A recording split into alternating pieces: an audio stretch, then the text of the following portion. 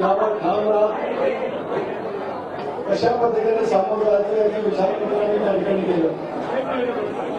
आज सकाळी 11:30 वाजल्यापासून आता 5:30 वाजेपर्यंत समजा सोशल मीडियावर प्रवक्ते, महिला व युवती विभाग, युवक व विद्यार्थी, आमचे सर्व जिल्हाध्यक्ष, प्रदेश पदाधिकारी, पंचायतचे सर्व राज्याचे प्रमुख यांची आम्ही आज दिवसभर या ठिकाणी त्यांच्यासमोर बैठक ठेवली होती. फ्रंटल ऑपरेशननी त्यांचं सुरू असलेल्या कामाची माहिती आम्हाला दिली आणि राष्ट्रीय अध्यक्ष या नकाली सरकारी सांगण्याला संबोधित करत असताना आगामी येणारा लोकसभेची निवडणूक आहे या पार्श्वभूमीवर मार्गदर्शन त्या ठिकाणी केलं. आज आम्ही या ठिकाणी महत्वाच्या मुद्द्यांवरती चर्चा केली.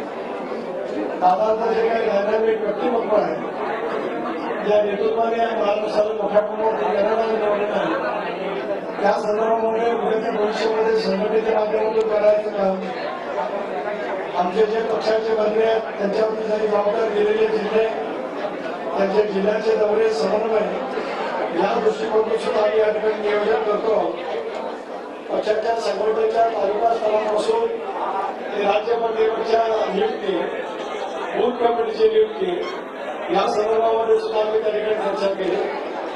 महायुतीच्या सरकारमध्ये सहभागी झाल्याच्या नंतर ज्या काही महत्वाच्या निर्णयामध्ये मंत्री म्हणून राष्ट्रवादी काँग्रेस पक्ष सहभागी होता, त्याचबरोबर राज्याचे अर्थ आणि नियोजन खात्याचे मंत्री म्हणून दादांना या निर्णयाच्या पाठीमागचा जो काही सहभाग होता त्याची माहिती राज्याच्या जनतेपर्यंत पोहोचवणं, अशा वेगवेगळ्या महत्वाच्या विषयावर आम्ही त्या ठिकाणी चर्चा केली.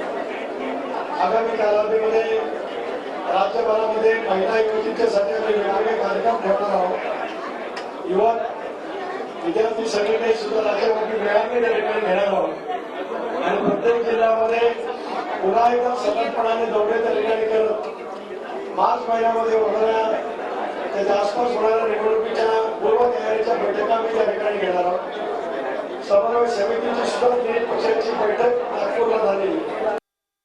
3 महत्वाचे पक्ष जे आहेत, भारतीय जनता पक्ष, शिवसेना, राष्ट्रवादी काँग्रेस पक्ष, मुख्यमंत्री एकनाथ शिंदे, उपमुख्यमंत्री देवेंद्र फडणवीस, राष्ट्रीय अध्यक्ष आणि आमचे नेते अजितदादा पवार यांच्या उपस्थितीमध्ये साई महसूल विभागामध्ये एकत्रितपणाने एनडीए म्हणून आणि घटक पक्षाचे आम्ही मोठे जाहीर मेळावे घेण्याचं नियोजन त्या ठिकाणी केलेलं आहे.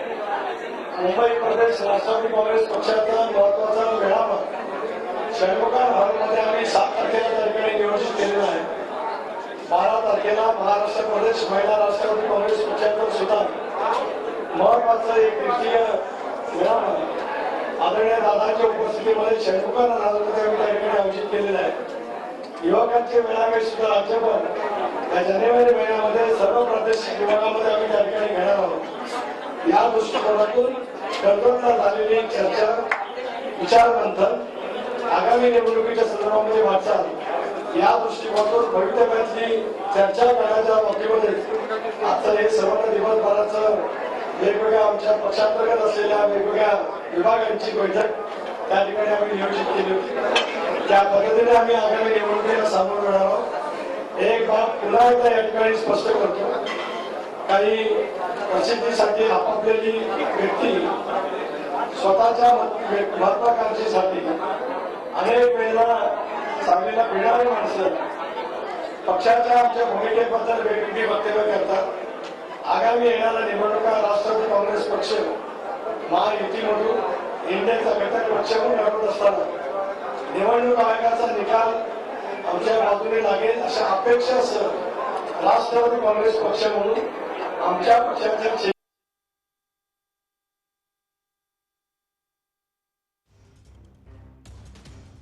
आपण बघतोय राष्ट्रवादी काँग्रेसच्या अजित पवार गटाच्या बैठकीनंतर अजित पवार गटाचे नेते प्रदेशाध्यक्ष सुनील तटकरे आणि अजित पवार यांची पत्रकार परिषद सुरू आहे. नेमकी पक्षाची ध्येय धोरणं कशी असतील आणि एकंदरीतच निवडणुकीला, लोकसभा निवडणुकीला कशा प्रकारे सामोरं जाता येईल याबद्दल अजित पवार गटाचे नेते प्रदेशाध्यक्ष सुनील तटकरे माध्यमांना माहिती देत आहेत. या सगळ्यामध्ये राज्यभरामध्ये कशा पद्धतीने प्रचार सभा घेतल्या जातील, राष्ट्रवादी काँग्रेसचा जो निकाल आहे तो कशा पद्धतीने लागेल, या सगळ्यावर ते माध्यमांशी बोलतायत। महिला मेळावे आयोजित केले जातील, युवकांचे मेळावे आयोजित केले जातील, अशा प्रकारची माहिती सुद्धा त्यांनी दिली। अजित पवारांनी काय म्हटलेलं